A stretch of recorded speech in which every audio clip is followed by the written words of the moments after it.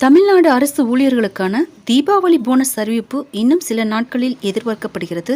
மத்திய அரசு ஊழியர்களும் மாநில அரசு ஊழியர்களும் இந்த ஆண்டுக்கான 2வது அகவிலைப்படி உயர்வுக்கான அறிவிப்பை எதிர்பார்த்து ஆவலுடன் காத்திருக்கின்றனர். இதற்கான முக்கிய அறிவிப்பு அக்டோபர் மாதம் முதல் வாரத்தில் வெளியாகும் என தகவல்கள் வெளியாகியுள்ளன. அதற்கு முன்பாக அரசு ஊழியர்களுக்கான தீபாவளி போனஸ் குறித்து தமிழக அரசு முக்கிய அறிவிப்பை வெளியிடும் என எதிர்பார்க்கப்படுகிறது. அதற்கான ஏற்பாடுகள் நடந்து வருகிறது. அரசு ஊழியர்களுக்கு இரட்டை போனஸ் வழங்க தமிழக அரசு தயாராகி வருவதாக தகவல்கள் தெரிவிக்கின்றன.